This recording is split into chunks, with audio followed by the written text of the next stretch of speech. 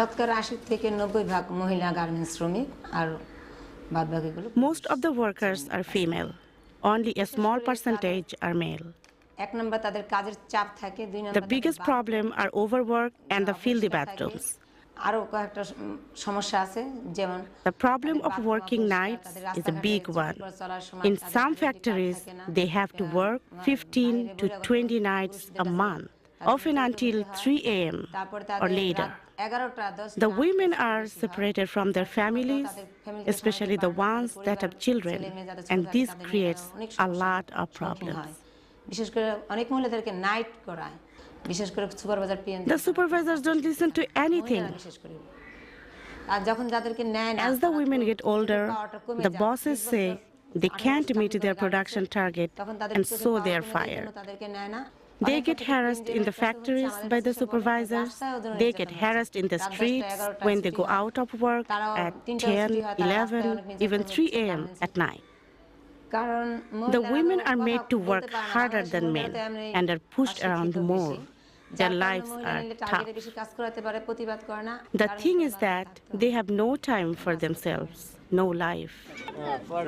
Three consecutive days. Came back at the early morning and again going back. 3 days. He has got his single hour to sleep.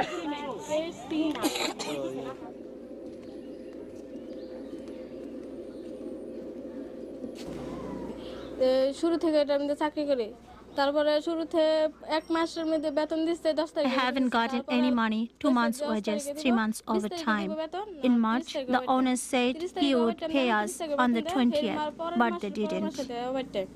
We then went into the street in front of the factory. The police came and beat us. They beat us and a lot of women got hurt. They took some of us to jail. We never got paid. আমার এইখানে বাড়ি লাগছে।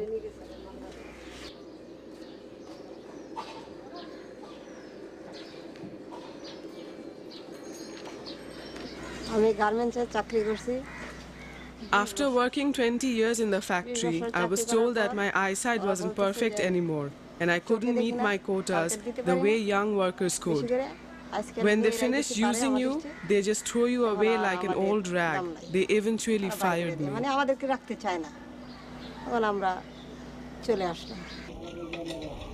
Disney, Wal-mart, and the other U.S. companies try to tell the American people that we shouldn't get confused, that 11 to 17 cents an hour might not seem like a lot of money in the U.S., but don't forget, we are talking about Bangladesh, one of the poorest countries in the world.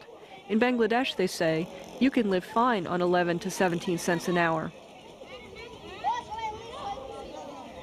But a visit to the homes of the workers shows what a cruel lie this really is. The workers are trapped in abject misery, living in tiny, one-room, 10 by 12-foot huts.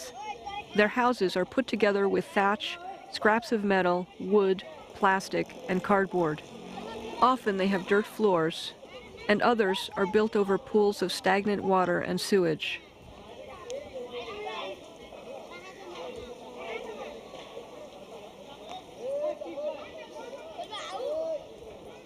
Five to 10 people share one room.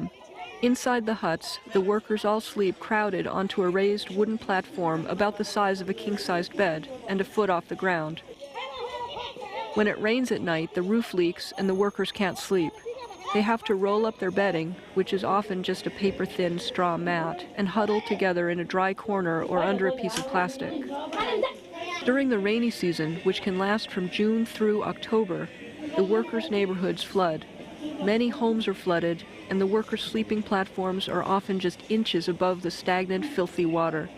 Malaria is rampant.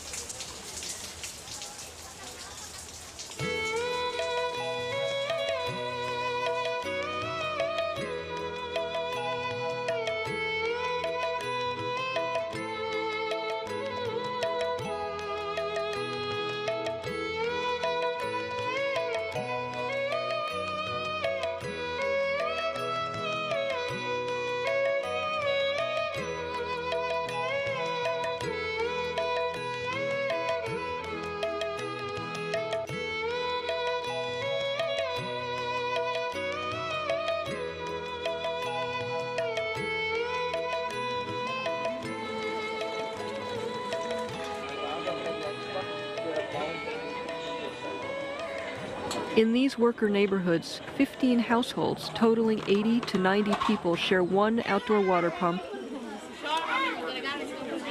one primitive outhouse, one gas stove with 3 or 4 burners.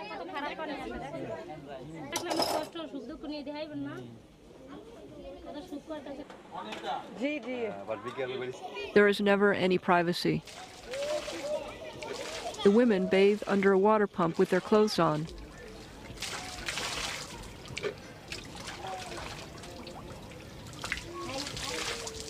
In the morning, when everyone is leaving for work, there are long lines to use the pump, the outhouse, and the stove.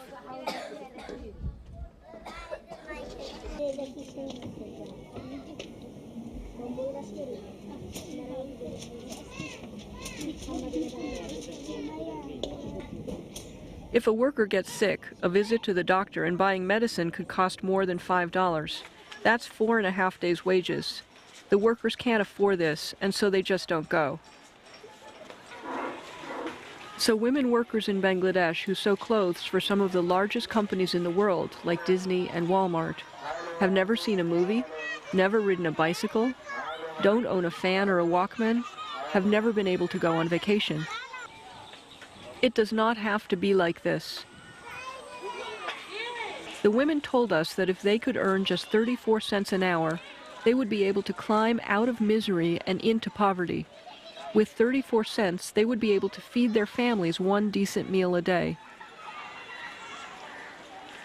Of course, the corporations could afford this.